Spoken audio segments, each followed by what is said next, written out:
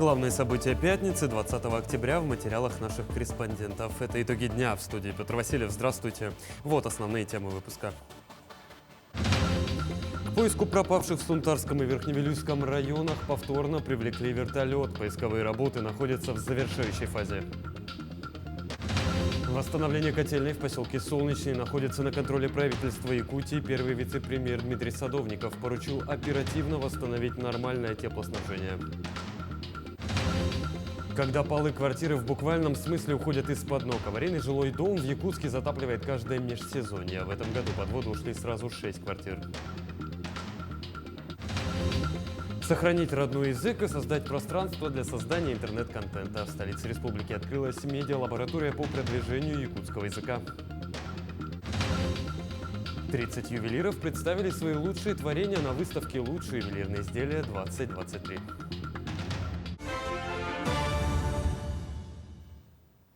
Выручка от взаимных туристических поездок между Россией и Китаем может достигнуть 700 миллионов долларов к концу 2023 года. Такой прогноз озвучил журналистам вице-премьер Дмитрий Чернышенко. Он также рассказал, что в настоящее время существует несколько векторов работы России и КНР в области туризма. Это безвизовые групповые поездки, оформление электронных виз, наращивание прямого авиасообщения и создание новых трансграничных маршрутов. Основным планом, по его словам, является дальнейшее наращивание турпотока из Китая в Россию. На это направлен целый ряд мероприятий. Заседание подкомиссии по сотрудничеству в области туризма, Российско-китайской комиссии по гуманитарному сотрудничеству, заседание рабочей группы по реализации программы создания экономического коридора Россия, Монголия, Китай. Глава Якутии в интервью медиакорпорации Китая обозначил перспективы сотрудничества с КНР и назвал республику интересной для китайских туристов. По его словам, рост туристического потока в регион создаст новую инфраструктуру и повысит уровень доходов якутян. По словам Айсена Николаева, Якутия является уникальным регионом, обладающим огромным туристическим потенциалом, который необходимо развивать. А наш туризм, он очень многогранен. Нет, наверное, такого другого региона в России, где можно и полюбоваться красотами природы, испытать экстремальный туризм, когда на улице минус 60, минус 70 градусов, увидеть замечательные события, национальные праздники, огромные праздники, такие как летний праздник Исэх в Якутии. И, например, полюбоваться северным сиянием во многих уголках Якутии. Поэтому у нас есть очень много что посмотреть, что увидеть. И, конечно, я уверен, что в дальнейшем развитие туризма в Якутии это будет для нас очень важное направление развития в целом экономики. Ну а тем временем Якутия будет укреплять экономические отношения с КНР. С начала года внешнеторговый оборот республики и КНР составил 2 миллиарда долларов. Об этом в интервью медиакорпорации Китая сказал глава региона Айсен Николаев. По итогам 2022 года внешнеторговый оборот Якутии и Китая составил свыше 3 миллиардов. По оценке Айсена Николаева, этот показатель увеличится еще больше по итогам 2023 года. По результатам прошедших 7 месяцев внешнеторговый оборот составил около 2 миллиардов долларов. В Сунтарском и Верхневилюйском районах продолжаются поиски 5 мужчин, пропавших без вести в разных числах сентября на реке Вилюй. 20 октября к поискам повторно привлекли вертолет. Облет проводит десантная группа Нюрбинского поисково-спасательного отряда на воздушном судне полярных авиалиний. Напомню, в Сунтарском районе ведутся поиски 3 мужчин. Они уехали на рыбалку 23 сентября. С ними был еще 4-й, его тело обнаружили на следующий день, 24 сентября. В Верхневилюйском районе пропали 2 мужчин, их лодка с 5 людьми опрокинулась 14 сентября. Осмотрены береговая линия, острова и отмели. Применялись гидролокатор бокового обзора, плавсредства и судно на воздушной подушке.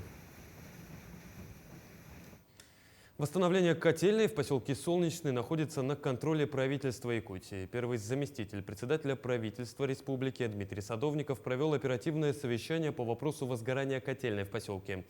Пожар произошел в бункере и галерее подачи топлива котельной номер 1. По данным регионального МинЖКХ, котельная обеспечивает теплоснабжением больницу, школу, детский сад, администрацию и дом культуры, а также 50 жилых домов, в которых проживает 540 человек. Отмечается, что пожарные быстро локализовали и потушили пожар. Благодаря этому оборудование внутри котельной уцелело, частично пострадала только кровля здания. На данный момент энергетики восстановили работу объекта. Также в поселок Солнечный выехал дополнительный персонал энергетиков из Усть-Маи для помощи в ремонтно-восстановительных работах. Дмитрий Садовников также провел выездное совещание по вопросам строительства квартала «Звездный». В частности, речь велась о присоединении инженерных коммуникаций и об устройстве подъездных и внутриквартальных дорог. В 2023 году застройщик должен ввести в эксплуатацию 7 жилых многоквартирных домов и начать строительство ледового катка. По словам заказчика и застройщика, все работы планируется выполнить в срок. Один из вопросов, обсуждаемых на совещании, также был вопрос об обеспечении теплом жильцов до момента ввода большой квартальной котельной в следующем году. На этот период строительства дома будут по временной схеме подключены к котельной ГУП ЖКХ.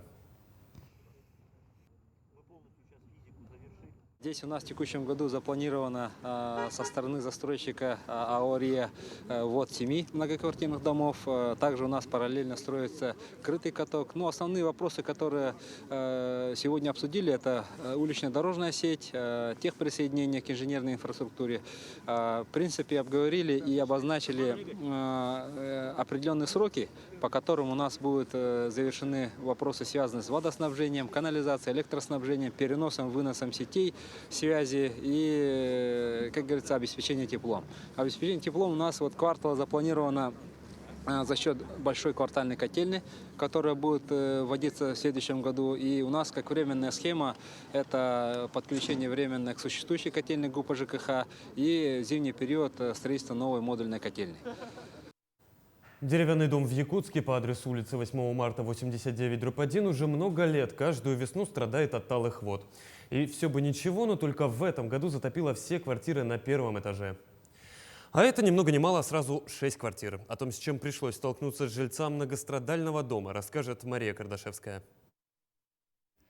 Все началось в апреле, когда начал таять снег. Все квартиры нижнего этажа в одночасье затопило талыми водами. Казалось бы, жители не остались один на один со своей бедой. На помощь пришел штаб общественной поддержки, который нашел спонсора, согласившегося помочь. Так они закупили материалы и вскрыли полы. И вот тут-то и начались сложности. Вообще изначально был план такой, то, что вскроем полы, положим новые полы, гидроизолируем, теплоизолируем. По ходу всего этого демонтажа выяснилось так, то, что здесь очень много грунтовых вод под домом получается. И уровень дома на самом деле сейчас находится во всем вот этом районе на самой низшей точке. То есть все талые воды со всех сторон стекаются к этому дому. И сколько воды из него не выкачивай, а они все равно будут стекаться именно туда. На практике это тоже было проверено. Несмотря на множество попыток откачать воду, уже в течение нескольких часов она возвращалась. Были даже установлены колодцы для дренажа и использованы иные способы. До этого еще были проведены работы по дамбированию для того, чтобы уже с уличной стороны или с дворовой стороны, из-за того, что вот дом находится в низине, вода, чтобы туда не поступала. Но тем не менее вода в настоящее время прибывает из-под земли, в связи с чем затруднительно ставить новые полы. Мы поверили управляющей компании, Юниону поверили, мы поверили всем. Благотворительно. Если бы вы слышали, как человек этот говорил, как красиво все рассказывал. Дом был признан аварийным еще в 2019 году, но почему-то до сих пор не попал ни в одну из программ переселения. В свете сложившихся обстоятельств Департамент жилищных отношений подал заявку на расселение дома на следующий год. А ведь жильцам негде жить уже сейчас, когда на носу зима. В данное время люди своими силами, кто-то по родственникам скитается, кто-то на работе живет. У нас сосед со второй квартиры, он долгий период времени жил в гараже, пока холода не наступили. Холода наступили, снял квартиру. Нина Ильинична у нас учительница 27-й школы. Точно так же она снимает квартиру. Поскольку подрядчик не смог довести дело до конца, власти взяли его под свой контроль. На сегодняшний день самое главное – срочно расселить жильцов. Жителям предлагалось ранее, как нам известно, маневренный фонд. Он и будет и повторно предложен. Но при согласии, конечно, будет предоставлено временное жилье при согласии самих жильцов. Вопрос остается открытым. Жильцы все так же скитаются по родственникам и обивают пороги администрации города в надежде найти ответы. Среди них мать участника специальной военной операции, который уже второй год служит родине. Мария Кардашевская, Георгий Григорьев, Якутск. Сегодня состоялось награждение многоборцев, обучающихся в общеобразовательных учреждениях. В Международном детском центре «Артек» проводился третий финальный этап фестиваля ГТО, где сборная команда Якутии заняла 15 место. В этом году на финальном этапе участвовали 64 региона. Напомню, региональный этап с этого года был включен в программу спартакиады учащихся Якутии «Спортивные якутяне». Это очень большое достижение, рывок. По сравнению с предыдущими 5 годами у нас дети обычно входили в 50 лучших команд, в 30 лучших команд. И вот войти в 15 лучших команд – это для нас очень большой результат. В связи с чем я хочу поздравить детей и поблагодарить детей, родителей и педагогов. Было 501 участник и заняла 10 место среди всех, и мальчиков, и девочек, 4 и 5 ступень. Я очень рада, что я заняла 10 место. Я специально целый год готовилась к этим соревнованиям, чтобы показать себя и занять место в десятке. В Якутске торжественно открылась выставка «Лучшие ювелирные изделия-2023».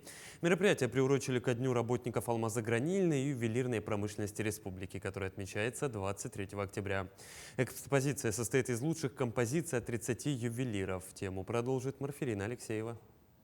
Участниками выставки лучших ювелирных изделий этого года стали ведущие ювелирные предприятия, мастера-предприниматели, именитые дизайнеры и новые молодые имена среди талантливых ювелиров. Выставленные изделия демонстрируют новые идеи и креативные дизайнерские решения в коллекциях украшений текущего года, а также традиционное наследие народов Якутии. Представлена «Небесная невеста» дизайнера Августина Филиппова.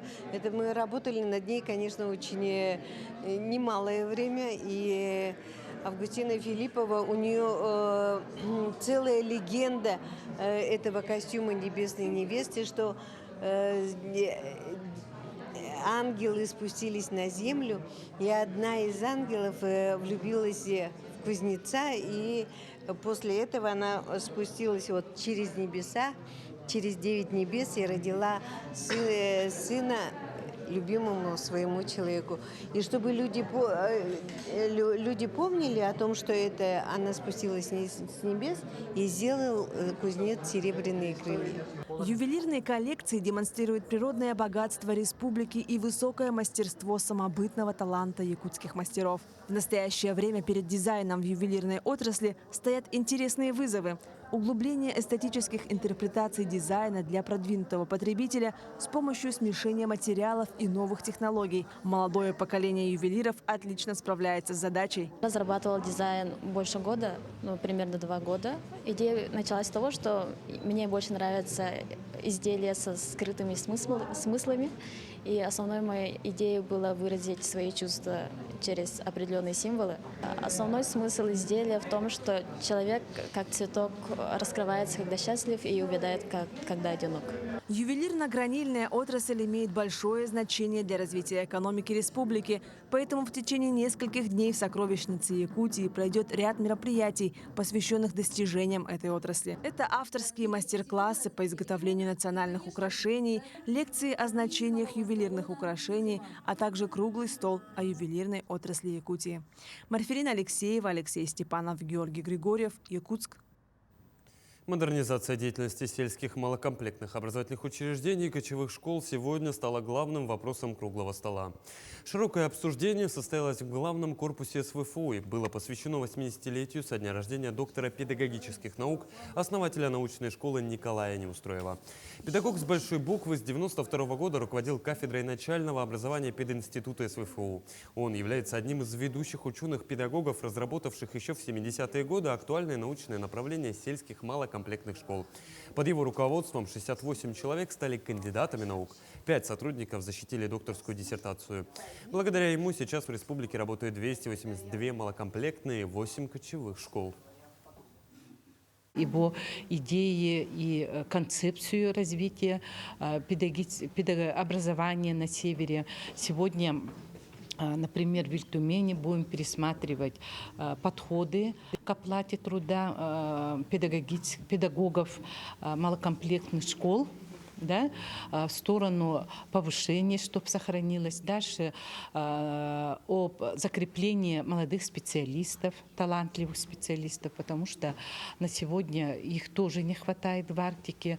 Мы обязательно возобновим программу «Дети Арктики» и «Учитель Арктики». В Краеведческой библиотеке имени Виссариона Белинского состоялась презентация проекта «Медиалаборатории» по продвижению якутского языка и чтения на родном языке, который реализуется при поддержке Президентского фонда культурных инициатив. Идея проекта заключается в разработке и открытии медиапространства, где дети будут создавать для своих сверстников интернет-контент. Сам проект даст детям возможность уверенно выступать на публике, ну а школьники научатся создавать контент и работать с ним. Повысит интерес детей к якутскому языку и станет точкой опоры для чтения на родном языке. В данное время помещение полностью обустроено мебелью, также закуплено необходимое оборудование и, самое главное, идет набор участников проекта.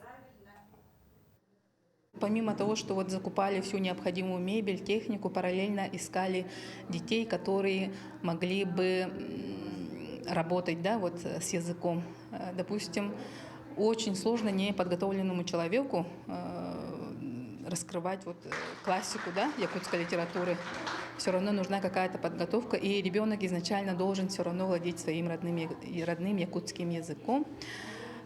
Шел своего рода кастинг среди школ города Якутска, и мы очень рады, что вот к нам присоединилась школа имени Черяева, Аикагата, 38-я школа, 17-я школа. В ноябре на территории ВДНХ откроется международная выставка «Форум Россия».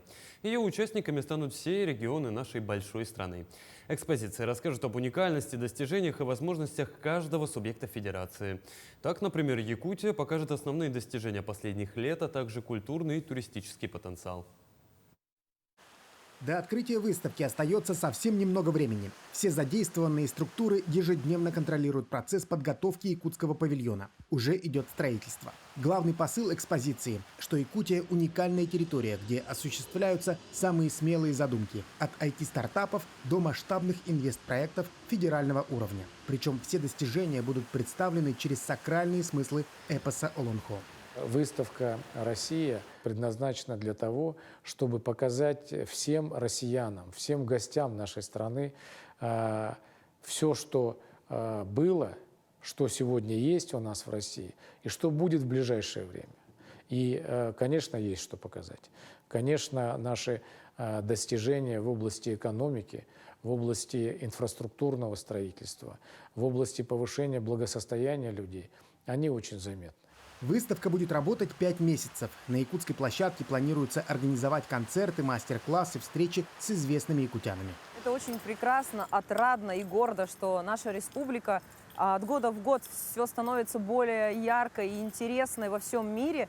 Люди узнают о нас все больше и больше. У нас появляются поклонники, которые влюбляются в нашу культуру, в нашу историю, в наши традиции. И вот эта выставка, которая состоится на ВДНХ, в такой протяженный период времени, я думаю, откроет еще для тысяч и тысяч посетителей нашу прекрасную, удивительную, поистине волшебную Якутию. Эта выставка – уникальный проект, который предоставляет возможность воочию познакомить своих друзей, знакомых и других жителей нашей необъятной страны с потрясающей культурой Якутии, услышать наши песни, сказки, попробовать национальные блюда, увидеть наши эксклюзивные бриллианты. Я уже пригласила всех своих друзей, и мы с предвкушением ждем начала выставки, чтобы провести время с пользой и с удовольствием. Выставка «Россия» продлится до 12 апреля 2024 года, а уже 12 ноября на форуме пройдет презентация Якутии. Все дни работы выставки вход будет бесплатным. Максим Кардозу, Виктор Олесов, Москва. Продолжается месячник «Белая трость». В рамках этого в коррекционной школе-интернат состоялась 3-я церемония вручения премии Ивана Горного. Иван Горный – незрячий поэт, публицист и первый тифлопедагог народа Саха, а также автор якутского алфавита по системе Брайля. Подробности в следующем сюжете. Проект премии Ивана Горного существует с 2021 года по инициативе тифлопедагогов школы-интерната. Этот проект направлен на увековечение имени первого тифлопедагога республики Ивана Горного. Лауреатами стали 2 человека, пополнив ряды людей, гордо носящих медаль. Это Любовь Жиркова и Наталья Добрянцева. Сегодняшнее мероприятие проводится уже 3-й раз в рамках месячника «Белая трость».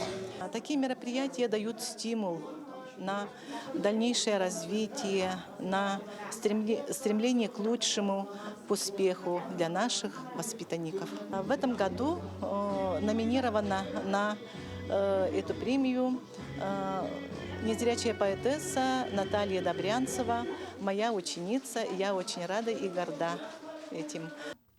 В школе-интернат учатся более 220 воспитанников. Наталья Добрянцева – выпускница коррекционной школы-интернат. Она является автором 2 сборников книг, пишет стихи со школьных времен. Иван Горный написал рецензию на ее первые стихи. Наталья хорошо разбирается в цифровых технологиях, активна в социальных сетях, где постоянно делится стихами и красивой музыкой. На этот год выпустила 2 свои книжки, и благодаря этим 2 книжкам я получила эту замечательную премию Ивана Горного. Я помню, когда моя первая книжка выходила в свет, тогда с нами был еще Иван Горный, и он оставил отзыв о моей первой книжке. Тогда он посоветовал мне писать, не останавливаться, если я взяла такую цель себе. И это стало мне таким стимулом, это было таким вдохновением, что после его отзыва я выпустила уже 2-й сборник. И вот благодаря этому отзыву Ивана Горного я сегодня присутствую на этой премии Ивана Горного. Я безумно рада, у меня переполняет эмоции просто. В рамках месячника «Белая трость» проводятся различные мероприятия. Конкурс чтецов, музыкальные конкурсы, выставка картин и многое другое. Завершится месячник 13 ноября. Символично, что в этот день Всероссийское общество слепых отмечает 75-летний юбилей. Даяна Федорова, Семен Семенов, Якутск. 20 октября профессиональный праздник отмечают статисты. В этом году он не является официальным. С 2015 года День работника статистики празднуется раз в 5 лет. В сладостный, волшебный, поэтический мир цифр, отчетов, сводок, планов и смет погрузились и наши коллеги. Сколько иностранных граждан прибыло в район и сколько местных жителей выехало за пределы республики? Какова численность экономически активного населения? Как изменились производственные показатели с начала года? Официальные данные о всевозможных общественных процессах формируются в отделе государственной статистики. Затем эти данные передаются в Росстат. Мы занимаемся сбором, обработкой и анализируем отчетов предприятия. Также у нас проводятся различные обследования по населению. На данный момент в селе Хатастери, в Тамоте у нас идет обследование рабочей силы и информационных телесетей. В последние годы очевидна тенденция к возрождению сельского хозяйства. Поголовье крупного рогатого скота также увеличивается. Это следует из статистических данных, которые обрабатывает Ольга Лобода. Мы ведем, учет скота, производства, и так далее. Это и КФХ, и население, и также и сельхозпредприятия, то есть по району. Наряду с анализом и обработкой информации специалисты отдела статистики проводят собственные исследования. Так, Алине Зейналовой предстоит заполнить соответствующие формы документов на выборку семей, проживающих в городе Томот и в селе Хатыстыр. Исследуем 30 семей.